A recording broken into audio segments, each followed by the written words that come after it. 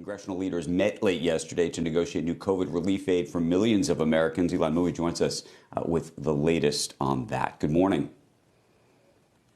Well, good morning, Andrew. There is a lot of optimism, but there is no deal yet. Leadership from both parties were huddling in the Capitol until late last night to try to negotiate this deal. House Speaker Nancy Pelosi held one round of talks in her office. Then they all met again a couple of hours later. And then Senate Majority Leader Mitch McConnell was holed up in his office with top GOP Congressman Kevin McCarthy for several more hours. And after that was all over, McCarthy told reporters that the two sides have built a lot of trust and that there is the possibility of getting a deal done. The ranking Democrat in the Senate, Chuck Schumer, said they are making significant progress.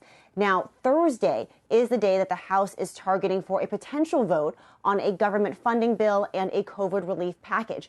But it is still unclear if they're going to find a path forward on the two biggest roadblocks, state and local aid and liability protections, or if they're just going to leave them out altogether. Meanwhile, a group of rank-and-file lawmakers are still pushing for any deal to include stimulus checks, or as Democratic Congresswoman Ayanna Pressley called them, survival checks. Now, one thing that everybody has now agreed to, guys, is that nobody is going home until they strike some sort of deal. Back over to you. Do you believe that? Do you believe really that nobody's going home until they strike a deal? I do. I do think that they are serious about that. Now, does going home mean staying through the weekend? Does going home mean taking this up through Christmas? That part is unclear. Or can they actually finish this up by the deadline? I think what is significant about the talks that we saw yesterday is that all of the players were involved. What we saw over the fall when, as Becky said, we got suckered into this so many times, were negotiations between the White House through the Treasury Secretary and Nancy Pelosi, but McConnell was on the sidelines. Now what you're seeing is all of those players, McConnell, Pelosi, as well as the Treasury Secretary, over the phone, but all talking together and trying to hammer this out. There are still potential X factors out there, including whether or not President Trump would sign it, what happens with the stimulus checks, will an individual senator hold up this process? But it does look like if they want to do it, it is achievable and they can do it by the deadline. And the fact that they're talking more to each other than they're talking to us is a good thing.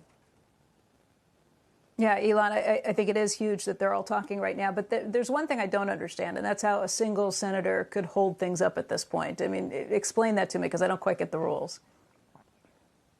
Yeah, so the issue here is that there is a certain amount of time that the Senate needs to be able to consider and debate a bill once it is filed. That is anywhere from, depending on how deep you want to go in the weeds here, it could be over a day for debate. And in order for the Senate to speed up that process, they need unanimous consent in order to do that. So that's why any one senator, like a Rand Paul, like Bernie Sanders, like Josh Hawley over stimulus checks, could hold up this process.